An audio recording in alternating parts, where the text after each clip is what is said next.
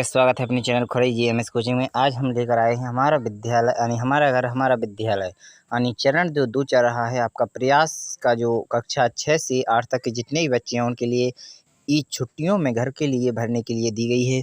तो यहाँ से आप देखेंगे किस प्रकार आपको यानी project card first second third इस प्रकार दिए गए हैं। तो 5 तक के प्रोजेक्ट कार्ड हमने आपके लिए पहले ही प्रोवाइड कर दिए हैं। अगर नहीं देखिए तो जाकर देख लीजिएगा। यहाँ से प्रोजेक्ट कार्ड आपका 6 प्रारंभ होता है और चलिए 6 को हल करते हैं। तो यहाँ से आपकी स्क्रीन पर दिख रहा होगा पहले नंबर पर इसकी चित्र यानी यहाँ पर आपको विद्यालय का बाहर से चित्र दिख रहा है। ये आपकी ये क्लास का चित्र दिख रहा है। तो यहाँ पर आप देखेंगे इनको आपको यहाँ पर लिखा है वस्तुओं का नाम हिंदी में है, तो यहाँ पर आपको संस्कृत में लिखना है। भवन में जो दिखे यानी भवनम यानी भवन में जो दिखे आपको उनके संस्कृत और हिंदी में नाम लिखना है। चलिए एक एक करके देख लेते हैं। तो यहाँ पर आपका पहला दिया गया है कुर्सी, तो कुर्सी का आप संस्कृत में कहेंगे आसंदहा। ठीक है, तो इस प्रकार आप देख लीजिएगा। इसके बाद चलेंगे दूसरे क्वेश्चन में। तो दूसरा क्वेश्चन यहाँ पर आपको दिख रहा है। दूसरे हिंदी में टेबल को उपी पीड़ा कहा जाता है। इसके बाद डस्टर को यहाँ पर मार्ज कम कहा जाता है। पेंसिल को लेखनी कहा जाता है। खिड़की को बातायम कहा जाता है, बातायनम कहा जाता है। छात्र को छात्रा कहा जाता है।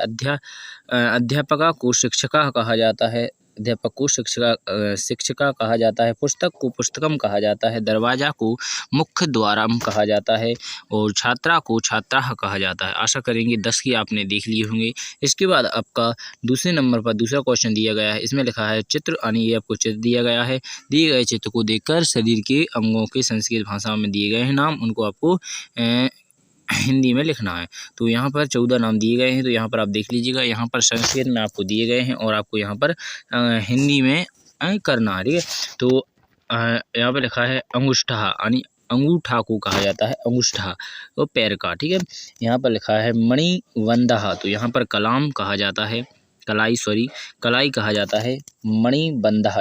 इसके बाद लिखा है उदरा पेट को कहा जाता है संस्कृत में उदरा। इसके बाद लिखा है केशः यानी बाल को केशः कहा जाता है। इसके बाद लगा है स्कंदः, तो स्कंदः भुजा को यानी भुजा को स्कंदः कहा जाता है। इसके बाद कंडः यानी कंडः लिखा हो, जो यहाँ लिखा है कंठः गला को कंठः कहा जाता है। इसके बाद आपका आता है पादः। ठीक है, पादः, तो पादः को आप आगे देखेंगे क्या कहा जाता है। तो ठीक है, यहाँ पर देख लीजिएगा पादः को क्या कहा जाता है। तो पादः, तो यहाँ पर आप देख लीजिएगा पादा का यहाँ पर सॉरी आया नहीं, छूट गया, इसलिए माफ़ी चाहेंगे। इसके बाद चलते हैं अगले वाले क्वेश्चन को। तो यहाँ पर आप देख लीजिएगा 8वीं का पादा को लगभग तो आप देख लीजिए पता नहीं। ठीक है, तो यहाँ पर कर्णम को कान कहा जाता है। लालातम को मस्तिष्क कहा जाता है। दंता को दांत कहा जाता है। कपोलहम को गाल कहा जाता है। नेत्रम को नेत्र कहा जाता है। मणिबंधता को कलाई कहा जाता है। यहाँ पर ओष्ठा को ओंठ कहा जाता है। आशा करेंगे आपको सभी अच्छी तरह समझ में आ गए होंगे। 14 ही नाम दिए गए थे, तो 14 आपको अच्छी तरह समझ में आ गए। और जो भी डाउट हो किसी भी क्वेश्चन में या कोई भी, तो कमेंट बॉक्स में पूछ सकते हैं। और आपको बता दें कि कक्षा 1 से लेकर 12 तक के सभी कितनी भी किताबें हैं सभी का हल हम आपके लिए प्रोवाइड करने वाले हैं। तो चलिए बिना टाइम खराब किए अच्छी ट्रिक एवं अच्छे टॉपिक भी आपके लिए प्रोवाइड किए जाएंगे। धन्यवाद। जय हिंद, जय भारत, भारत माता की जय।